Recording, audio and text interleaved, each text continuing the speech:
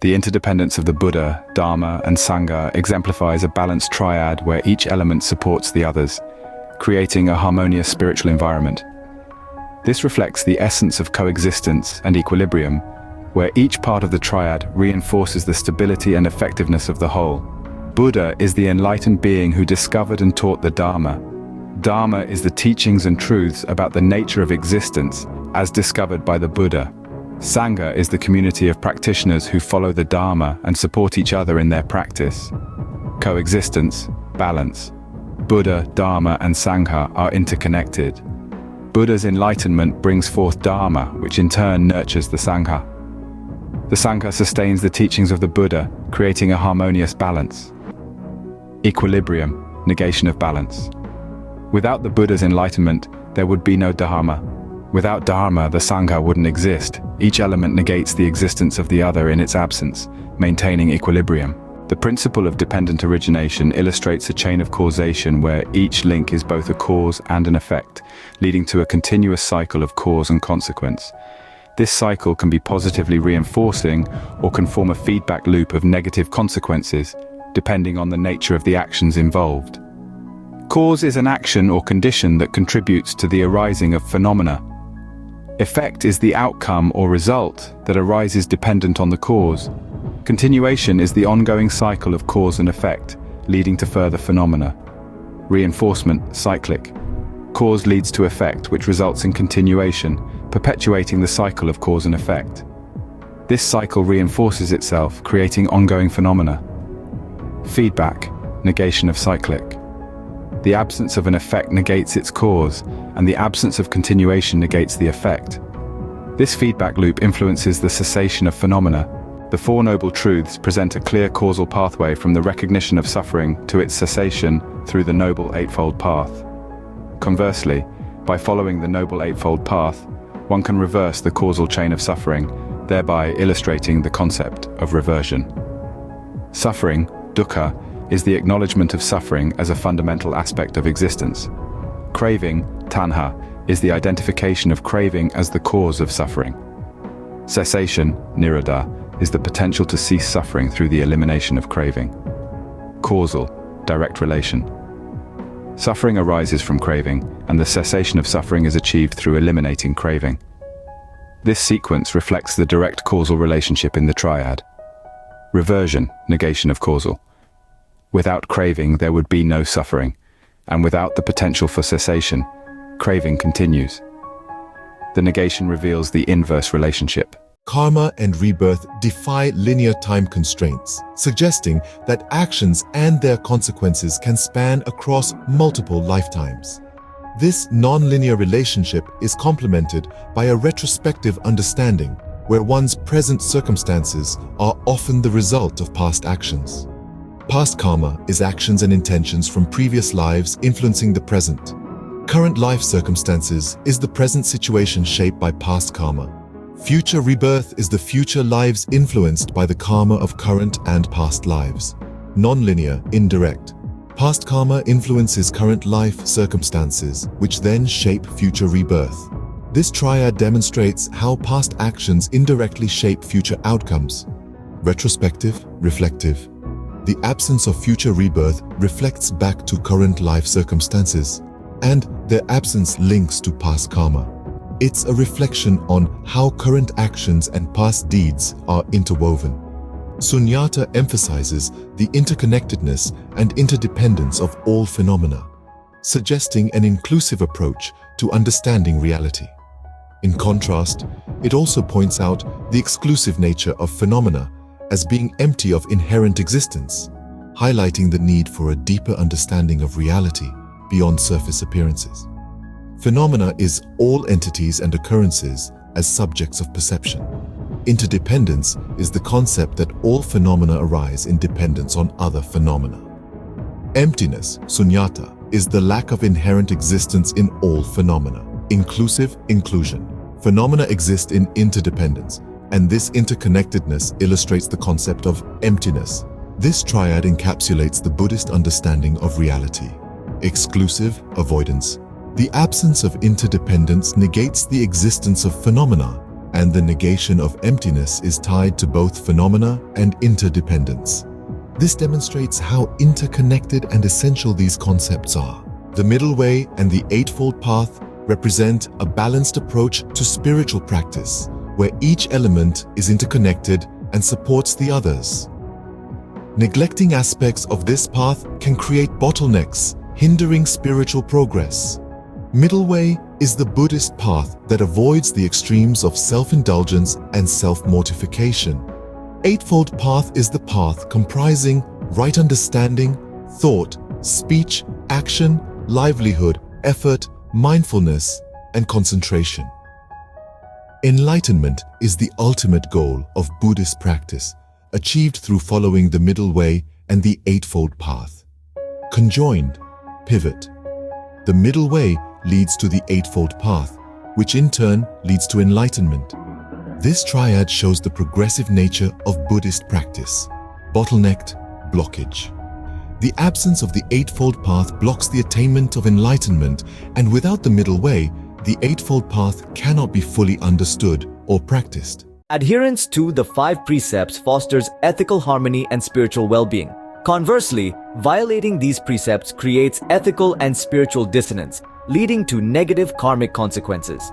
Precept 1 is avoidance of harming living beings. Precept 2 is avoidance of taking what is not given. Precept 3 is avoidance of sexual misconduct. Harmonic harmony. Each precept supports and reinforces the others, creating a harmonious ethical code. Practicing one precept aids in upholding the others. Dissonant, dissonance. Neglecting one precept, for example, harming living beings, creates dissonance and undermines the practice of the other precepts. For example, avoiding sexual misconduct. The 3 marks of existence provide a comprehensive understanding of the nature of reality, converging to form a unified view of existence. Ignorance of these marks leads to a divergent, often distorted understanding of reality, perpetuating suffering and attachment. Impermanence, anicca, is the transient nature of all things. Suffering, dukkha, is the unsatisfactory nature of existence. Non-self, anatta, is the absence of a permanent, unchanging self. Convergent, convergence. Impermanence, suffering, and non-self are core concepts that converge to form the foundation of Buddhist philosophy. Divergent, divergence. The absence of understanding one, for example, non-self, leads to a misunderstanding of the others, for example, impermanence and suffering, showing how crucial each concept is to a holistic understanding. The Bardo states represent a complex combination of karmic, conscious, and formative elements. These states can lead to either liberation or further division within the cycle of samsara, depending on one's actions and understanding. Death is the end of a physical life. Bardo is the intermediate state between death and rebirth. Rebirth is the continuation of the cycle of samsara through a new life. Combination, synergy. Death leads to Bardo, and Bardo leads to rebirth, creating a continuous cycle of life, death, and rebirth. Division, conflict. The absence of understanding of Bardo leads to a misunderstanding of death and rebirth, representing a division in the comprehension of the life cycle. Metta, loving kindness. The proactive cultivation of unconditional goodwill towards all beings. Karuna, compassion. The active desire and effort to alleviate the suffering of others, emerging from the foundation of metta. Personal conduct. The external expression and application of metta and karuna through one's actions and behaviors. In the context of interplay, metta, B, fosters an internal wellspring that, when integrated with karuna, C, naturally and dynamically influences personal conduct, A. This ongoing interaction suggests that the nurturing of loving kindness and compassion is not static, but continually evolves and refines personal actions, fostering a cycle of ethical and empathetic growth. Lack of personal conduct reflecting metta and karuna. This represents a disconnection or inconsistency between internal states and external actions. Absence of karuna, compassion, signifies a missing element in the aspiration or capacity to reduce others' suffering. Absence of metta, loving kindness, indicates a fundamental shortfall in goodwill and benevolence. In the rupture framework, the absence of metta, B, precipitates a lack of karuna, C, which subsequently leads to a deficiency in personal conduct, A, reflective of these qualities. This chain highlights how the absence of foundational internal states can disrupt the outward manifestation of compassionate and ethical behavior. Perception of self, the conventional understanding of an individual self, often entangled in subjective and illusory notions. Anatta non-self, the Buddhist realization that there is no permanent, unchanging self, disrupting conventional self-perceptions. Insight, the deep understanding and wisdom that emerge from comprehending anatta. In synthesis, the ordinary perception of self, A, leads one towards the investigation and eventual realization of anatta, C, which in turn gives rise to profound insight, B.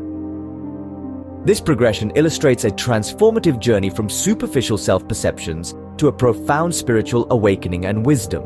Lack of insight into anatta. This indicates an inability or failure to grasp the concept of non-self. Misunderstanding of anatta non-self represents misconceptions or ignorance about the absence of a permanent self, flawed perception of self, the clinging to a false, enduring concept of self. In the collapse framework, the lack of insight into anatta, B, is indicative of a misunderstanding of anatta, C, which reinforces a flawed perception of self, A. This sequence underscores the pivotal role of correct understanding in Buddhist practice, highlighting how misconceptions can lead one away from the path to enlightenment. In the realm where wisdom's light abounds, stands Buddha, serene, without worldly bounds. His words, the Dharma, a truth profound, echo in hearts where peace is found. In the Sangha's embrace, souls intertwine, together they walk the enlightened line. A dance of spirits, in harmony they move. In the Buddha's path they find their groove.